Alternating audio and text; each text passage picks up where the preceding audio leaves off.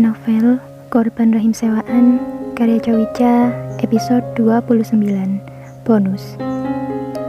Eva dan Tony masih duduk menunggu di ruang praktek Dr. Danis dengan harap-harap cemas. Mereka tak tahu apa yang akan terjadi selanjutnya pada mereka.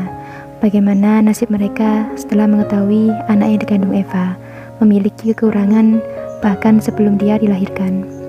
Eva, kau tak usah cemas. Ini sudah merupakan resiko mereka, bukan?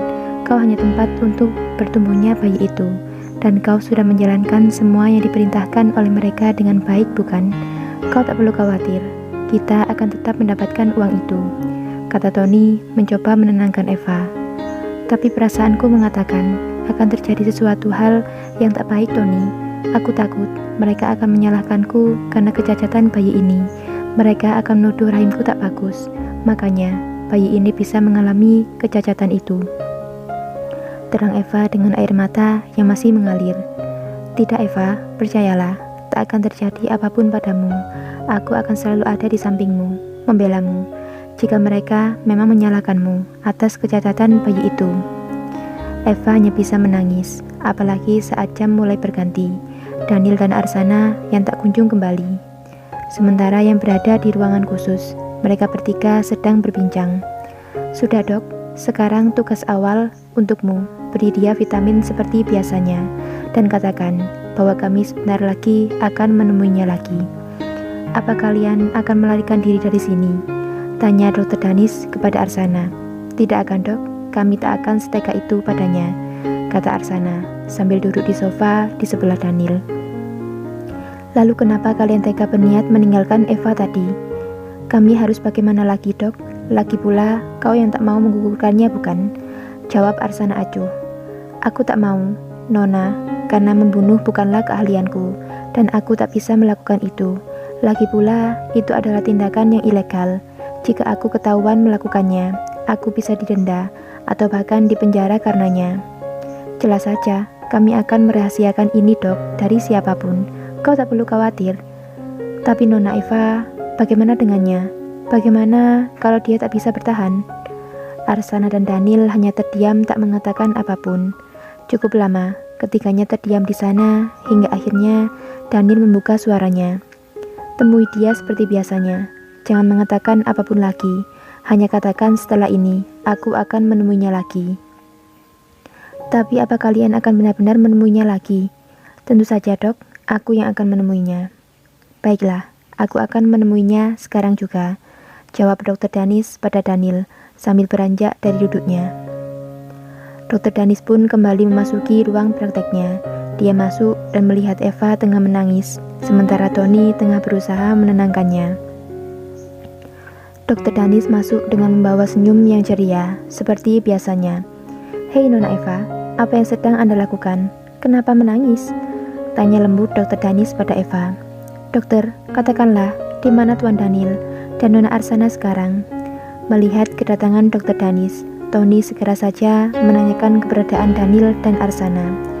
Mereka sedang berada di ruang sebelah Tuan. Ada apa memangnya? Syukurlah kalau mereka masih berada di sini dan tetap bertanggung jawab atas bayi ini. Memangnya Tuan Tony mengira mereka kemana? Melarikan diri? Bukan begitu. Hanya saja takut mereka menyalahkan semua ini karena Eva dok. Tidak Tuan, maaf, tadi mungkin mereka terkaget dengan kondisi bayi ini. Mereka masih butuh waktu untuk menerima keadaan bayi mereka. Lalu sekarang, apa mereka sudah bisa menerimanya dok? Tanya Eva penasaran pada Dr. Danis. Tentu saja Nona, bayi ini anak mereka. Mereka akan tetap menerimanya. Untuk itu, tenanglah Nona, jangan menangis lagi ya. Semua akan baik-baik saja, jawab Dr. Danis menenangkan Eva lagi.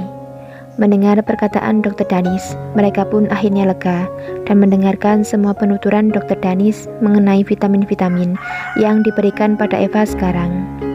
Eva sudah kembali tersenyum karena beberapa godaan yang dilontarkan oleh Dr. Danis. Mereka pun keluar dari ruangan Dr. Danis hendak pulang ke vilanya. Tapi baru saja keluar dari ruang Dr. Danis, mereka dihadang oleh Daniel yang tiba-tiba saja muncul di hadapan mereka. Maaf, baru saja aku ingin masuk, tapi kalian sudah selesai rupanya, sapa Daniel tiba-tiba. Tak apa Tuan Daniel, Eva sudah selesai dengan pemeriksaannya. Dia mendapatkan vitamin seperti biasanya, jawab Tony melihat kehadiran Daniel. Tony tersenyum ramah seperti biasanya. Tentu, karena itu untuk kesehatan anakku kan? Jawab Daniel yang tiba-tiba saja memegang perut Eva dan mengusapnya lembut. Eva sampai terperanjat karena tingkah Daniel. Dia merasa canggung sendiri. Ah ya, tentu Tuan Daniel, jawab sembarang Eva. Ini bonus untuk kalian. Semoga kalian gunakan dengan baik-baik ya. Daniel memberikan amplop coklat ke tangan Eva, memegang tangannya dan mencoba menggenggamkan amplop itu di tangan Eva. Eva dan Tony pun saling memandang, merasa heran dengan tingkah Daniel yang satu ini, karena baru kali ini dia melakukannya, memberikan uang secara langsung pada Eva. Mereka juga heran, pasalnya tadi mereka takut Daniel dan Arsana tak akan menerima anak mereka. Tapi sekarang Daniel malah memberikan uang bonus pada mereka. Tapi Tuan, ini untuk apa? Tanya Eva. Terserah kau, ini bonus dariku untukmu, jawab Daniel sambil tersenyum dan melepas perlahan tangannya. Eva pun tersenyum dengan cerahnya. Baru kali ini dia mendapatkan uang dari Daniel setelah hampir 5 bulan menjaga anak dalam kandungannya. Kalau begitu, terima kasih Tuan. Sama-sama Eva, berhati-hatilah dalam apapun ya, jaga anak saya dengan baik, jawab Daniel singkat. Baik Tuan, terima kasih, jawab Eva lagi. Setelah itu mereka pulang ke villa kembali dan menjalani hari-hari seperti biasanya, sampai waktu berlalu 1 minggu kemudian. Tony, yang pagi itu sudah terbiasa bangun di jam 6 pagi, merasakan hal yang aneh. Tidak biasanya, rumah terdengar sunyi. Biasanya saat dia bangun di jam 6 pagi, sudah terdengar sayup-sayup riuh para pelayan yang bertugas dengan tugas mereka masing-masing, terutama di bagian dapur yang menyiapkan makanan untuk sarapan pagi. Tony berjalan ke kamar mandi, melaksanakan rutinitas mandi pagi, lalu segera bergegas keluar kamar, melihat apakah yang terjadi hingga villa yang ditinggali terasa aneh hari ini. Setelah Tony keluar dari kamar, dia tak melihat satupun pelayan yang biasanya berada di dapur, sibuk dengan masakan mereka. Dia juga tak melihat satupun pelayan yang membersihkan rumah setiap pagi. Semua tampak sunyi dan senyap. Dilihatnya di meja makan, nampak masih mengkilap. Tak ada satupun makanan yang terhidang di sana, ataupun bau masakan yang tercium. Tony melihat jam lagi. Sudah jam 6:30 pagi. Sebenarnya apa yang terjadi? Kemana para pelayan pergi? Bersambung.